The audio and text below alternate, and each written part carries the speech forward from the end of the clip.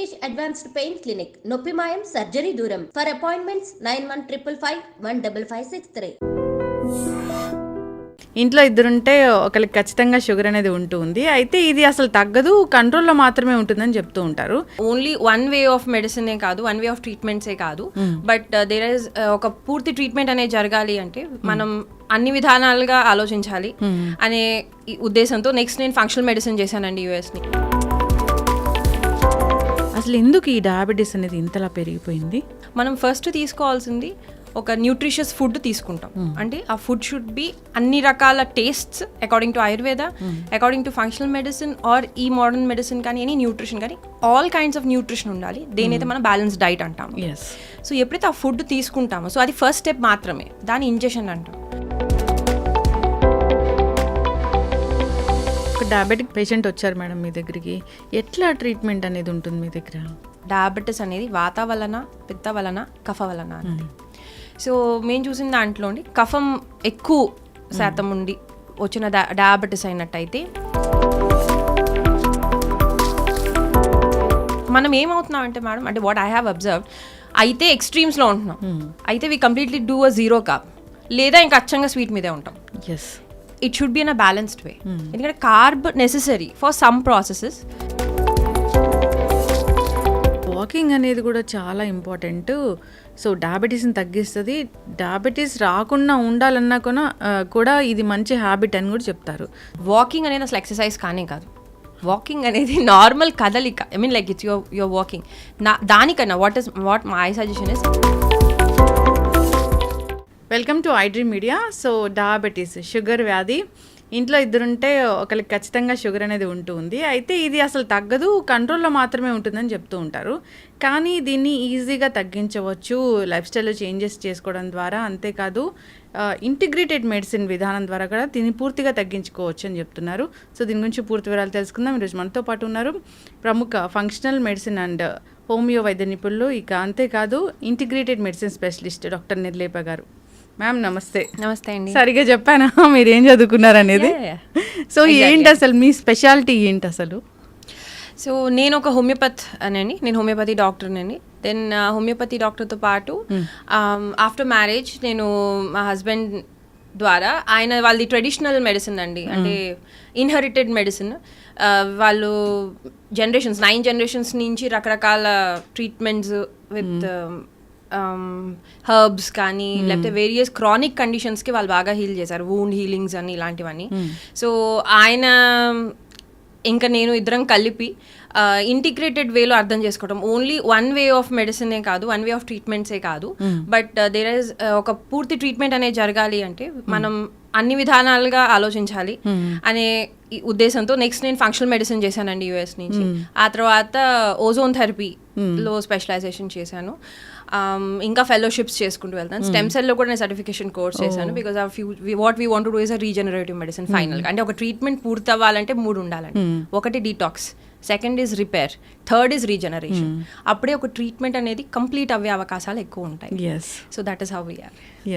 ఖచ్చితంగా మ్యామ్. ఇప్పుడు కూడా అందరూ ఏం చూస్తున్నారంటే అన్ని మందులతోనే తగ్గించుకోవాలా, ఇలాంటి వైద్య విధానాలు ఏమైనా ఉన్నాయా అని చూస్తూ ఉన్నారు. సో మీలాంటి డాక్టర్స్ దగ్గరికి వస్తే ఏంటంటే అసలు ఆ జబ్బు అనేది ఎందుకు వచ్చింది, దాన్ని ట్రీట్ చేసి ఇది తగ్గించడం అనేది చూస్తూ ఉన్నారు.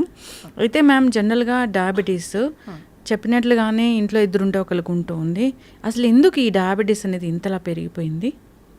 అసలు ముందు మనం డయాబెటీస్ అనేది తెలుసుకోవాలంటే అసలు ముందు సింపుల్ ప్రొసీజర్, అసలు మన బాడీలో ఏం జరుగుతుందో తెలుసుకుందామండి.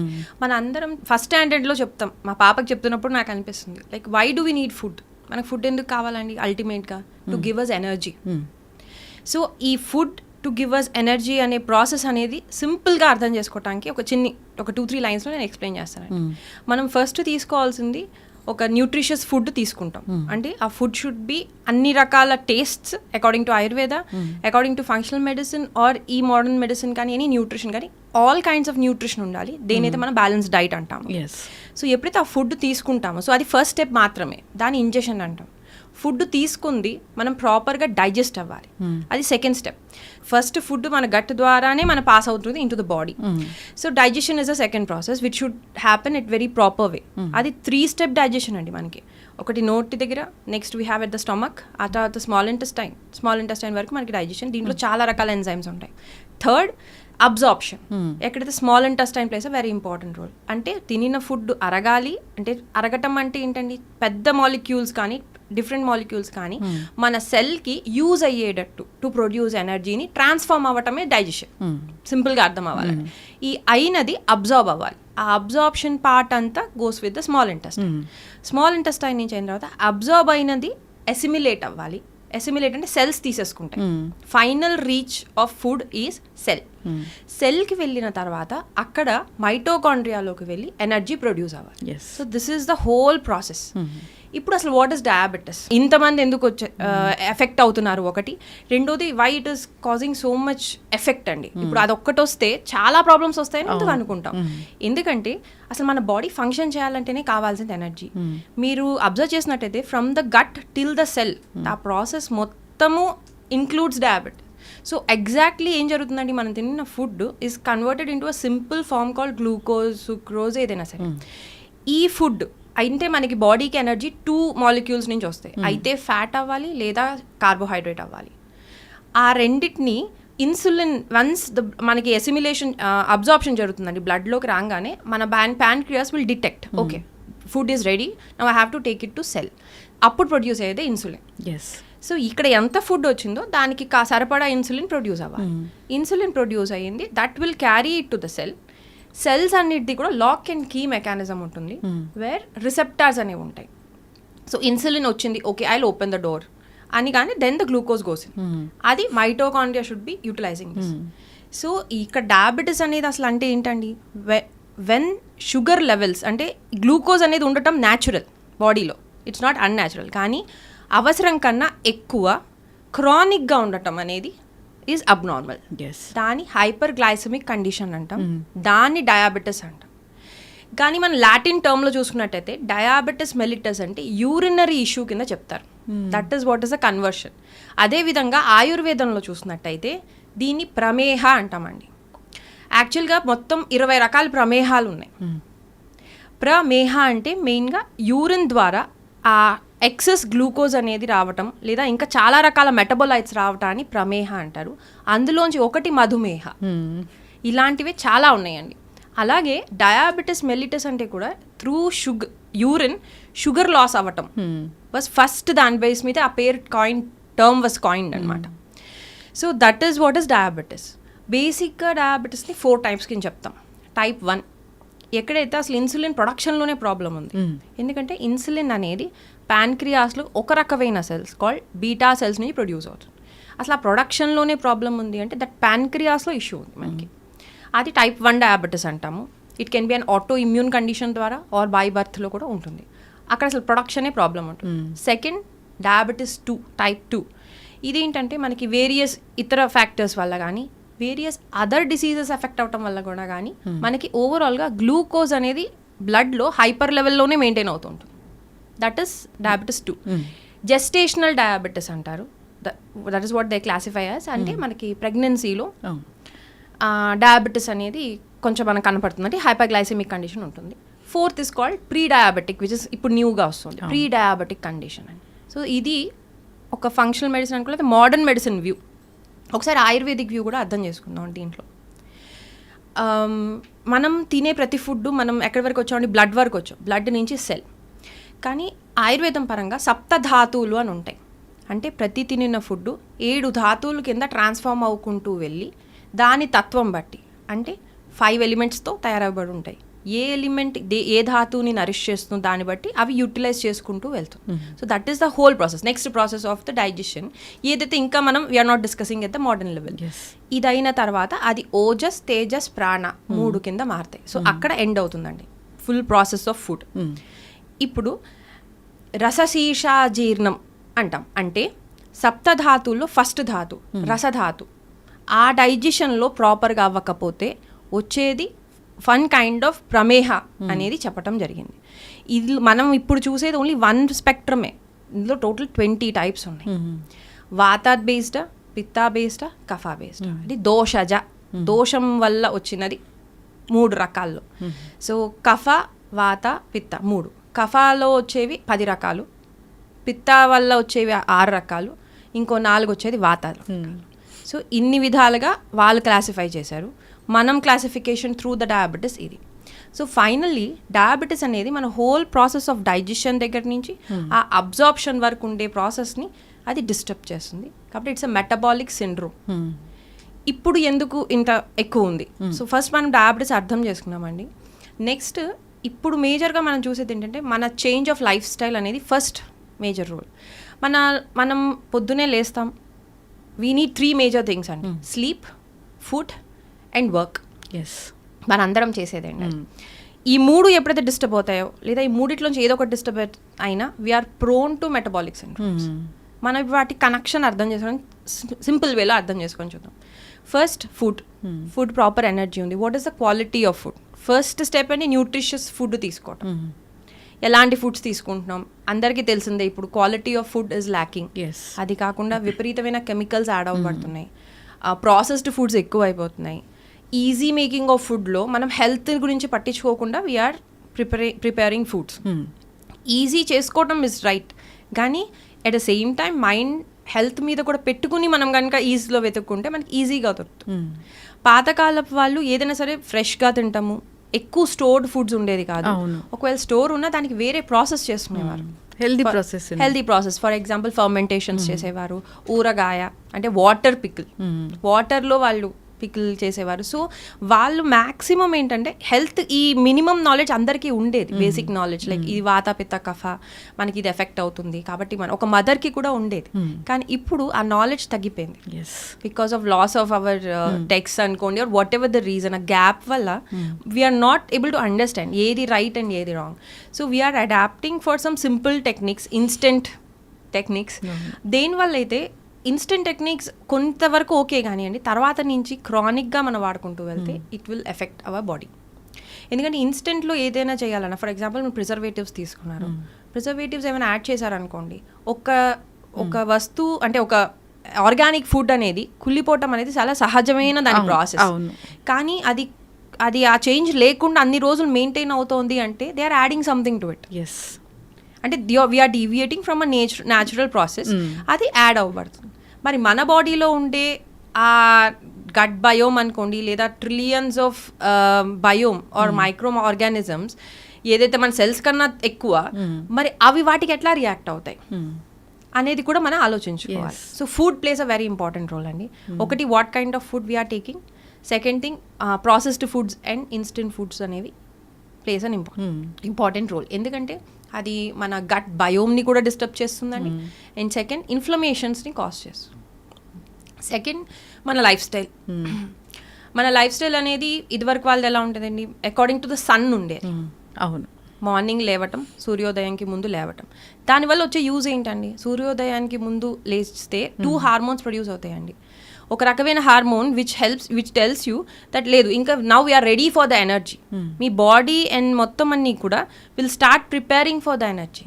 ఇప్పుడు 8 and 9కి లేస్తున్నారు అనుకోండి, ఆఫ్టర్ సూర్యోదయం కాకపోయినా అట్లీస్ట్ 7:30, 8:30కి లేచేటప్పటికి ఆ హార్మోన్కి సిగ్నల్ వచ్చి అది యాక్టివేట్ అయ్యే లోపల అవర్ మెటబాలిజం ప్రాసెస్ అంతా స్లో డౌన్లోనే ఉంటుంది. లేస్తున్నాము, లేచిన తర్వాత what is our life style, ఎట్లా ఉంటున్నాము, ఏం చేస్తున్నారు, చిన్నపిల్లల నుంచి మనం పెద్దవాళ్ళ వరకు మనం ఒకసారి చూసుకోవాలి. ఎవ్రీథింగ్ ఏంటంటే ఒక రెగ్యులేషన్ లేదు కంపారిటివ్గా. ఏదైనా ఒకటి ఏదైతే ఉందో ఆ డ్రైవింగ్ ఫోర్స్ వెనకాల వెళ్తున్నాం. వర్క్ అంటే వర్క్ వాళ్ళు, చదువు అంటే చదువు వాళ్ళు. అంతేకాని there is no balance, there is no regulation. What is diabetes అండి? Dysregulation of sugar is diabetes. So బాడీలోనే డిస్రెగ్యులేషన్ ఉంది, మన లైఫ్ స్టైల్లో కూడా డిస్రెగ్యులేషన్ ఉన్నప్పుడు it is very easy for dysregulating parts to get in. So life style మనం ఎట్లా తీసుకుంటున్నాం అనేది కూడా plays a second important role. Third, మన యాక్టివిటీ ఎట్లా ఉంది. 80% యాక్టివిటీ అంతా సెడెంటరీ అయిపోయింది. పాతకాలం వాళ్ళది అబ్జర్వ్ చేసి చూద్దామండి, వాళ్ళు ఇంట్లో హౌస్ వైఫ్ నుంచి బయట వెళ్ళే వర్క్ చేసే వాళ్ళ వరకు they had a very active life style.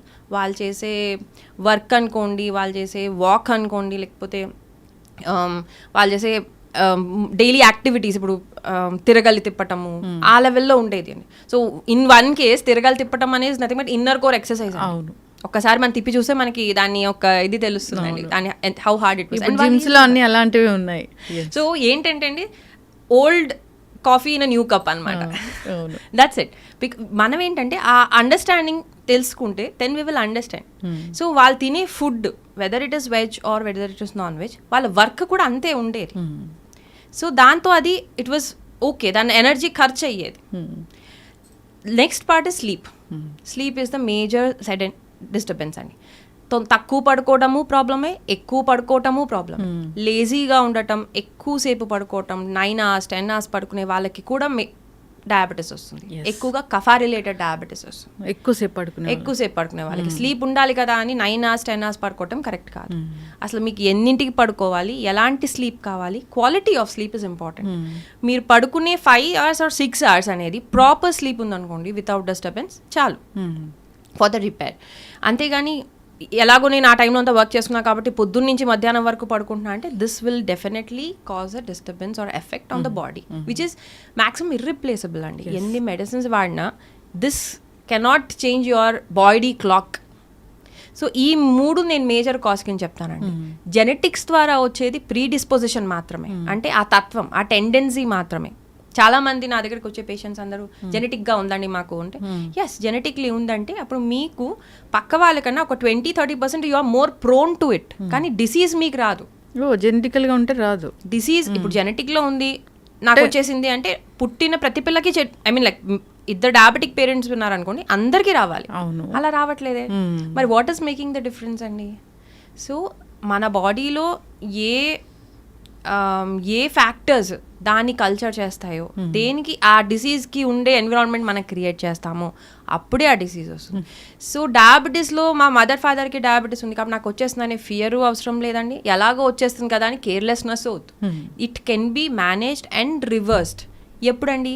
When we understand the process and the doctor should understand the process and try to reverse it. Yes.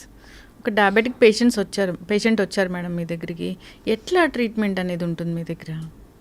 First వాళ్ళని 2 డివైడ్ చేసుకుంటామండి. వీళ్ళది బేసికల్గా డయాబెటీస్ అనేది వాత వలన, పిత్త వలన, కఫ వలన అనేది.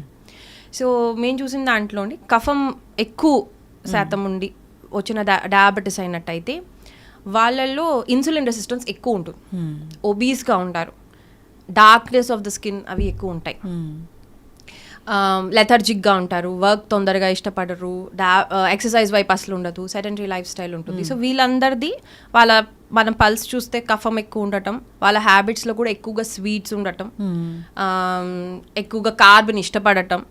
కార్బ్ ఇస్ నాట్ బ్యాడ్ అండి. అక్కడ కండిషన్ బట్టి what kind of carb we should take is a question. మనం ఏమవుతున్నాం అంటే మేడం, అంటే వాట్ ఐ హ్యావ్ అబ్జర్వ్డ్, అయితే ఎక్స్ట్రీమ్స్లో ఉంటున్నాం, అయితే we completely do a 0 carb, లేదా ఇంకా అచ్చంగా స్వీట్ మీదే ఉంటాం. It should be in a balanced way. ఎందుకంటే carb necessary for some processes which is not replaceable by any other nutrient. కానీ ఎలాంటి carb? Complex carb, sweet potatoes ఉన్నాయి, good carb, అది రకరకాల గ్రెయిన్స్ తీసుకోవచ్చు. సో ఈ కఫ ప్రకృతి ఉన్న వాళ్ళకి ఏంటంటే డైజెషన్ బాగా స్లో ఉంటుంది. ఎందుకంటే వీళ్ళలో అర్త్ అండ్ వాటర్ ఎలిమెంట్ ఎక్కువ, కంపారిటివ్గా ఫైర్ ఎలిమెంట్ తక్కువ ఉంటుంది. ఎప్పుడైతే వాళ్ళలో ఈ డయాబెటీస్ అనేది మనకి చూస్తామో వీళ్ళకి ఇంకా ఫైర్ తగ్గిపోతుంది, మందాగ్నిలో ఉంటారు వాళ్ళు. దాంతో వాళ్ళు తినే కొంచెం ఫుడ్ కూడా వాళ్ళు పూర్తిగా డైజెస్ట్ చేసుకోలేరు. పోనీ డైజెస్ట్ చేసుకునే దానికి కావాల్సిన యాక్టివిటీ కూడా వాళ్ళకు ఉండదు. కాబట్టి పేషెంట్స్కి ఎక్కువగా ఫాస్టింగ్ని వీ ఎంకరేజ్ ఫాస్టింగ్ వాళ్ళలో. అట్లీస్ట్ ఒక ఇంటర్మీడియట్ ఫాస్టింగ్ అంటాం, 10 కాదు 12 to 14 hours or 16 hours కూడా ఇస్ గుడ్. వాళ్ళు మార్నింగ్ పూట ఫాస్ట్ చేస్తే ఎక్కువ బెటర్. బ్రేక్ఫాస్ట్ జస్ట్ ఒక గుడ్ ఫ్యాట్తో స్టార్ట్ చేసుకుని and then they should do a good fast, అది సజెస్ట్ చేస్తాం కఫా వాళ్ళకి ఎక్కువ. అండ్ వీళ్ళకి ఎక్సర్సైజెస్ షుడ్ బి విగరస్. డెఫినెట్గా వాళ్ళకి ఎక్సర్సైజ్, ఫిజికల్ యాక్టివిటీ పెంచుకోమని చెప్తాము. అలాంగ్ విత్ దట్ మేము వీళ్ళకి ఇచ్చేది మందాగ్ని, మెటబాలిజం రైజ్ అయ్యేవి చూసుకుని దాన్ని బట్టి ట్రీట్మెంట్ చేస్తామండి కఫ వాళ్ళకి. పిత్తం వాళ్ళకి చూసుకున్నట్టయితే వీళ్ళు ఎలా ఉంటారంటే వెయిట్ లాస్లో ఉంటారు, వీళ్ళకి ఫైర్ ఎక్కువ ఉంటుంది. అంటే వీళ్ళల్లో డయాబెటీస్ అనేది లివర్ ద్వారా ఎక్కువగా ఎఫెక్ట్ అయినది. లివర్లో టోటల్గా 18 to 20 kinds of enzymes produce అవుతాయండి, ఏదైతే ప్యాన్క్రియాస్ ఫంక్షన్ని మానిటర్ చేస్తూ ఉంటాయి. ఎప్పుడైతే ఆ వాటిల్లో ఏమైనా డెఫిషియన్సీ వస్తుందో అప్పుడు పిత్త నుంచి వచ్చే డయాబెటీస్లో వస్తాయి, కొన్ని రకాల డయాబెటీస్ ఉంటాయి. సో వీళ్ళకి ఏంటంటే మెటబాలిజం హైపర్ ఉంటుంది, వాళ్ళు ఊరికే ఆకలేస్తూ ఉంటుంది. మనకి చెప్పే బేసిక్ రూల్ ఉంటుందండి, ఎక్కువసార్లు తింటారు, పాలిఫేజియా ఎక్కువ తినాలనిపిస్తూ ఉంటుంది. సో అది ఈ కైండ్ ఆఫ్ పీపుల్లో ఎక్కువ చూస్తాం. ఓకే, వీళ్ళకి ఇన్ఫ్లమేషన్ కూడా ఊరికే ఉంటుంది. అండ్ పిత్త వాళ్ళ దాంట్లో చూసేది ఏంటంటే they have an another disease కూడా which is causing an inflammation. For example autoimmune కానీ, psoriasis plus diabetes plus PCOD ఆ కాంబినేషన్లో వస్తూ ఉంటారు. బట్ మనం చూస్తే వాళ్ళు పట్లేము, ఎందుకంటే జనరల్గా మనకి ఎలా ఉంటుందంటే ఒబీస్ వాళ్ళకి డయాబెటీస్ వచ్చేస్తుంది అనుకుంటాం. ఒబీస్ ఉండి కఫతత్వం ఉన్న వాడికి డయాబెటీస్ తత్వం ఎక్కువ. పిత్త వాళ్ళు బాగా సన్నగా ఉంటారు, వీళ్ళలో ఇన్సులిన్ రెసిస్టెన్స్ కన్నా లివర్ ఫంక్షనింగ్ మీద ఎక్కువ కాన్సన్ట్రేట్ చేస్తాం. సో అది పిత్త కైండ్ ఆఫ్ పర్సన్. సో వాళ్ళకి ఏంటంటే వాళ్ళు ఎక్కువగా వర్క్హాలిక్గా ఉంటారు, టూ మచ్ ఆఫ్ వర్క్ అని, స్లీప్ తక్కువ ఉంటుంది, పడుకున్నా సరిగ్గా పడుకోలేరు, and they want to do more work. So వాళ్ళు ఎక్కువగా వాళ్ళకి ఏంటంటే రిలాక్సింగ్ చెప్పి they have to do an exercise where they at a moderation, రిలాక్స్గా ఉండాలి, and they should develop some hobby is what we suggest. So వాళ్ళు ఎక్కువ liver base మీద వీ టేక్ ఓవర్ అండి. నెక్స్ట్ టైమ్ ఇస్ వాత వాళ్ళు ఒక విధంగా కొంచెం కష్టం ట్రీట్ చేయటం, ఎందుకంటే వాళ్ళది కొంచెం సివియర్గా ఉంటుంది, ఎన్ని రకాలు మెడిసిన్స్ వాడుతున్నా మాకు కంట్రోల్ అవ్వట్లేదు అంటారు వాత వాళ్ళది. వాళ్ళకి గట్ హెల్త్లో ప్రాబ్లం ఉంటుందండి డెఫినెట్గా, ఎందుకంటే గట్కి డయాబెటీస్కి చాలా డీప్ రిలేషన్ ఉంటుందండి. ఎందుకంటే గట్లో మనకి బయోమ్ ఉంటుందని చెప్పాం కదా, ఆ బయోమ్లో ఇంబ్యాలెన్స్, దాంట్లో వచ్చే LPS ప్రొడక్షన్ పెరిగి ఎండోటాక్సిసిటీ అంటాం, అంటే గ్రామ్ నెగటివ్ బ్యాక్టీరియాస్ పెరిగి ఎప్పుడైతే అవి మన గట్ని లీక్ చేసుకుంటూ బ్యారియర్ని బ్రేక్ చేసుకుంటూ లోపలికి వెళ్తుందో దెన్ దట్ కాజెస్ అండ్ ఎండోటాక్సిసిటీ, దానివల్ల ఇమ్యూన్ యాక్టివ్ అవుతుంది. వీళ్ళకి మేజర్గా గట్ హెల్త్ కాన్స్టిపేషన్ ఉంటుంది వాత కండిషన్ ఉన్న వాళ్ళకి, అండ్ మెగ్నీషియం అనేది ల్యాక్ ఆఫ్లో ఉంటుంది. ఓకే, మనం ఇక్కడ తెలుసుకోవాల్సిన ఏంటంటే ఇన్సులిన్ ప్రాపర్గా ఫంక్షన్ చేయాలంటే we need magnesium, we need good vitamin D, we need good omega-3, ఈ 3 కావాలి.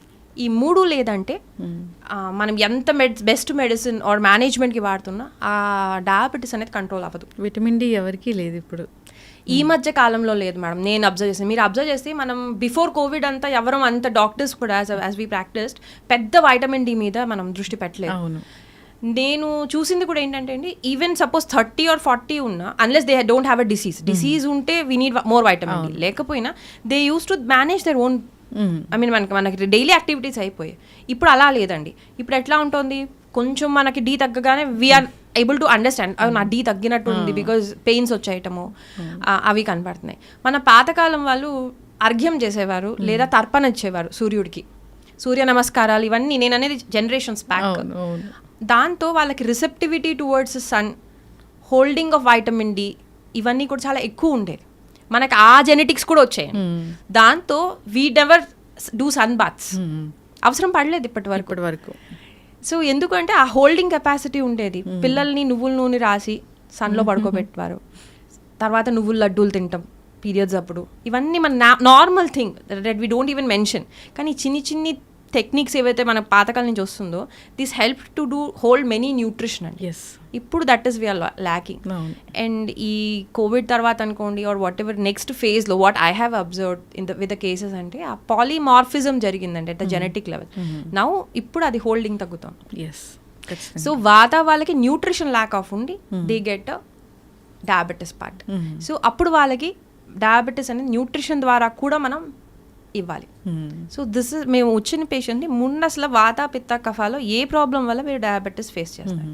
సెకండ్ నేను చూసింది ఏంటంటే అసలు వాళ్ళ ప్రాపర్ డయాబెటీస్ ఉండదండి, వేరే డిసీజ్ యొక్క స్ట్రెస్ వల్ల డయాబెటిక్ కండిషన్ మనకి సిమ్టమ్ లా కనపడుతూ ఉంటుంది.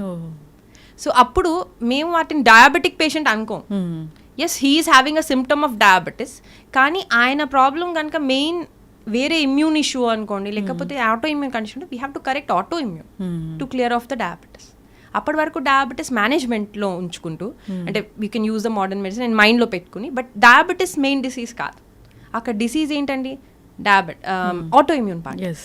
అలాగే మనం చూసినట్టయితే మనకి షుగర్ రేజ్ అవటం అనేది మనం 2 విధాలుగా డివైడ్ చేసుకోవాలండి. ఎందుకంటే షుగరు, బీపీ ఇవన్నీ ఏంటంటే మన లైఫ్లో ఉండే నార్మల్ పార్ట్స్.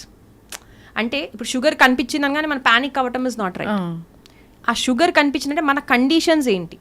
జనరల్గా షుగర్స్ ఎప్పుడెప్పుడు కనపడతాయి, ఎప్పుడెప్పుడు రేజ్ అవుతాయండి? ఫీవర్లో రేజ్ అవుతుంది, ఎనీ స్ట్రెస్ కండిషన్లో రేజ్ అవుతుంది, ఏదైనా మీరు ఓవర్ యాక్టివిటీ ఏమైనా చేస్తున్నారు, లేకపోతే ఆ రోజు ఎక్కువ స్వీట్స్ తిన్నారు, ఆ రోజు రేజ్ అవుతుంది. సో ఎవ్రీడే నెక్స్ట్ డే మనం చెక్ చేసుకోగానే అమ్మో నాకు 240కి వెళ్ళిపోయింది అంటే జస్ట్ అబ్జర్వ్ చేసుకుని అది క్రానిక్ అంటే ఒక బాడీ ఒక సిచ్యువేషన్కి రియాక్ట్ అవ్వటం is very normal. So sugar raise అవ్వటం, సెల్స్కి ఆ షుగర్ అబ్జర్వ్ అవ్వటం ఇస్ నార్మల్. కానీ అది క్రానిక్గా ఉండిపోతుంది అట్లాగే అన్నప్పుడు then that is a disorder. It's a lifestyle disorder. Diabetes అనేది ఒక డిసీజ్ కాదనుకుంటానండి నేను. Diabetes is a disorder of a life style. మీ లైఫ్ స్టైల్లో డిసార్డర్, డిస్రెగ్యులేషన్ వల్ల వచ్చిన ఎఫెక్ట్ అది. What it shows is that what you are leading is not properly there, రైట్గా లేదు. So you have to have some correct amount of sleep, you have to have proper food, you have to improve your life style activity అనే ఇండికేషనే diabetes. అది కనిపించేంత భయంకరమైంది కాదు, అలానే neglect చేయదగ్గ విషయము కాదు. ఈ functional medicine స్పెషలిస్ట్గా so ఎన్నో చదువుకున్నారు మీరు, హోమియో వైద్యులు ఇలాగా. అయితే ఈ డయాబెటీస్ లెవెల్స్ అనేవి మీ దృష్టిలో ఏంటి, అసలు ఎంత ఉంటే అది డయాబెటీస్ అన్నట్లు? నేనైతే అండి ఫస్ట్ పేషెంట్ నాకు ఫాస్టింగ్ అండ్ పోస్ట్ లంచ్ తీసుకురాగానే ఫస్ట్ వాళ్ళ కండిషన్ అడుగుతామండి. What is the food you had 1 వీక్లో, తర్వాత how was your activity, sleep ఎట్లా ఉందనే బేస్ మీద దీన్ని మేము చూసుకుంటామండి. ఇప్పుడు 140 అబోవ్ వచ్చింది, 150 యువర్ డయాబెటిక్ అని, లేదా యువర్ ప్రోన్ టు డయాబెటీస్ అని కూడా నేను చెప్పను. నేను చూసే ప్రోన్ ఫ్యాక్టర్స్ డిఫరెంట్ అండి కొంచెం. ఈ ఫాస్టింగ్ అండ్ పోస్ట్ది నేను లాస్ట్ ప్రిఫరెన్స్ ఇస్తాను కంపారిటివ్గా. I give more preference to HB1AC, H1BAC. దానికి ఇస్తాము because it's an average. And అది ఓవరాల్ మన గ్లూకోజ్ మెటబాలిజంని, మన ఇన్సులిన్ రెసిస్టెన్స్ని ఒక అసెస్మెంట్లోకి, ఒక ఐడియాలోకి తీసుకుంటాం. కానీ ఇప్పుడు సపోజ్ వాళ్ళకి ఏదైనా మెంటల్ ట్రామా ఉంది, ఫర్ ఎగ్జాంపుల్ ఎవరైనా పోయారు ఆర్ ఎనీ క్లోజ్ రిలేటివ్ పోయారు, ఆ 3 monthsలో they were a bit stressed అయినప్పుడు ఇఫ్ ఇట్ ఈస్ అరౌండ్ 140 కాస్త 160, 200 అయినా దాన్ని నేను first we have to deal the stress. Full diabetes అనుకోం, but we will tell them be careful, లేకపోతే నెక్స్ట్ స్టేజ్లో you will get a proper diabetes. అప్పుడు HB1AC 8 or 9 ఉంటే okay you observe your self first. నేను your diabetic అని డైరెక్ట్గా చెప్పాం. So what we think metabolism effect అవుతుంది అనేది ఏంటంటే హైపోథైరాయిడిజం. ఎప్పుడైతే హైపోథైరాయిడిజం కనపడుతుంటుందో, T3 లెవెల్స్ తగ్గుతూ ఉంటాయో, ఫస్ట్ స్టెప్ అది definitely we consider. Uric acid levels raise అవ్వటం, that affects your diabetes. Magnesium తక్కువ ఉండటం అనేది సిమ్టమాటిక్గా కనిపించిన. ఎందుకంటే మెగ్నీషియం అనేది ఒక మిరాకిల్ మాలిక్యూల్ అండి. మనకది సీరం లెవెల్లో 1% ఉంటుంది, 99% ఇన్ ద సెల్లోనే ఉంటుంది. So we can't assess through lab tests. So మనం పేషెంట్ని అయితే పల్స్ ద్వారా లేదా పేషెంట్ యొక్క హిస్టరీ ద్వారా we have to understand if he is having magnesium deficiency or not. So magnesium deficiency ఉన్నప్పుడు we have some symptoms like restless syndrome, కాళ్ళు ఇలా ఊపుతూ ఉంటారు, ట్విచ్చింగ్స్ ఉంటాయి, క్రేవింగ్స్ ఉంటాయి, లైక్ ఫర్ షుగర్, చాక్లెట్, ఈ 2 క్రేవింగ్స్ ఉంటాయి పిల్లల్లో. అది ఎక్కువ చెప్తున్నా ఫస్ట్ సిమ్టమ్స్ ఇది ప్రయర్ టు అంటే మెగ్నీషియం డెఫిషియన్సీకి ముందు. అప్పుడే మనం కనుక వాళ్ళ హిస్టరీ, అందుకని we have a detail history taking. ఎప్పుడైతే ఆ డీటెయిల్ హిస్టరీ తీసుకుంటాం we assess all these things అనమాట. ఎట్లా ఉంది, వీళ్ళకి ఈ మినరల్లో ప్రాబ్లం ఉందా. సో మెగ్నీషియం, షుగర్ మీకు తినటం ఇష్టమా, షుగర్ క్రేవింగా, even if you say it's poisonous, you are going for the షుగరా, then you have something lack of. బాడీలో ల్యాక్ ఆఫ్ ఉంటేనే your mind will crave for something. ఇష్టం ఉండటం is normal, craving is different. So ఆ లెవెల్లో కూడా మనం చూసుకుంటాం. So next magnesium deficiency, vitamin D deficiency. మనం ఇంకొక మేజర్ చేసే పాయింట్ ఏంటంటే మనం వైటమిన్ డి సప్లిమెంట్ చేసేస్తాం. ఇప్పుడు ఒక ఆర్థోపెడిక్ దగ్గరికి వెళ్ళాము are you had any bone pains, you are supplemented with vitamin D. ఇప్పుడు వచ్చేసింది awareness. But vitamin D activate అవ్వాలి పూర్తిగా అంటే we need magnesium, we need omega-3. ఆ 3 లేనిదే vitamin D will not be activated. So serum లెవెల్స్లో మీకు reading కనపడుతుంది వైటమిన్ డి, కానీ at the cellular level nourishment జరగదు, పూర్తిగా అవ్వదు. So still you will be with the disease. అంటే వైటమిన్ డి ఇష్యూ కాదని మనం అనుకుంటాం, but we need magnesium.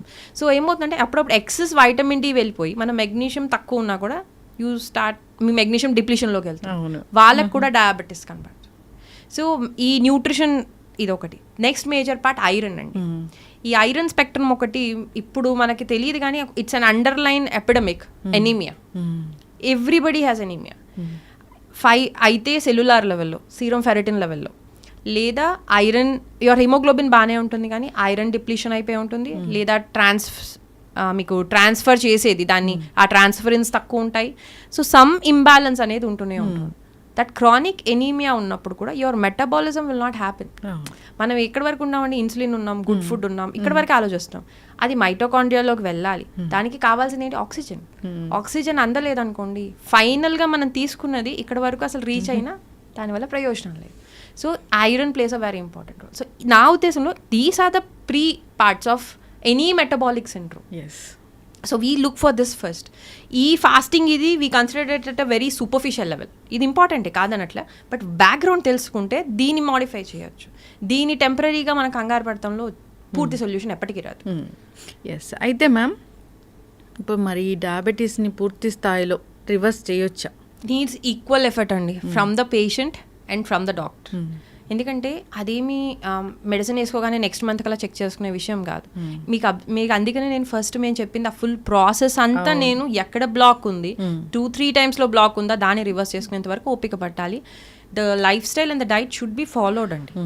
Life long ఏమి కూడా మిమ్మల్ని డైట్స్ మీదే ఉండమని లేకపోతే అంతా అవాయిడ్ చేయమని ఎప్పుడు చెప్పం, కానీ అవేర్నెస్ ఉండటం వెరీ ఇంపార్టెంట్. ఎస్. ఎందుకంటే నేను మామూలుగా ఇన్స్టాగ్రామ్స్లో గురించి చేస్తుంటే అంటే ఇంక ఇప్పుడు తినకూడదా, ఇంకా లైఫే వేస్టా అనే వాళ్ళకి ఇంక దీని గురించి అసలు మన డిస్కషనే లేదు.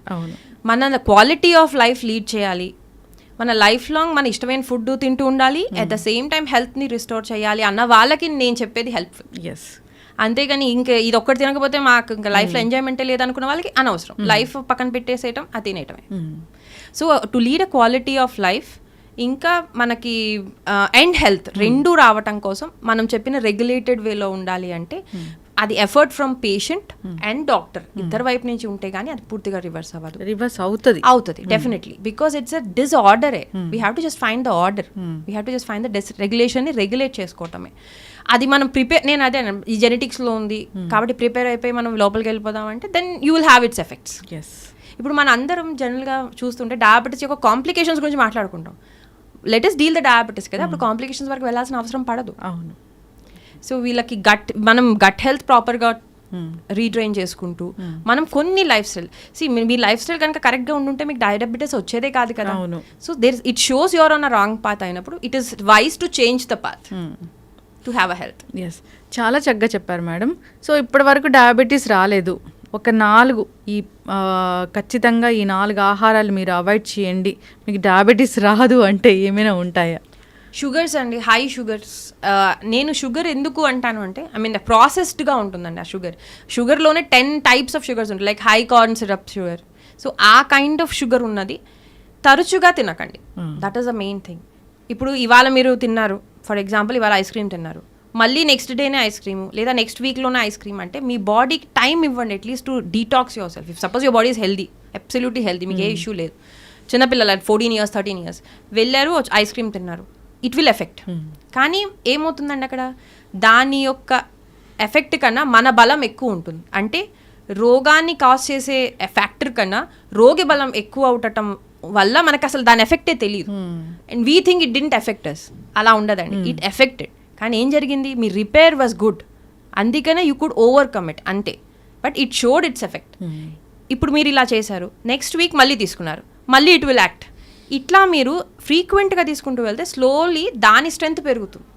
ఎందుకంటే ఇది అన్నిసార్లు రిపేర్ చేయలేదు, ఇట్ విల్ గెట్ ఎగ్జాస్టెడ్. సింపుల్గా అర్థం చేసుకోవడానికి it will get exhausted, me immunity will get exhausted, me inflammation is not bad.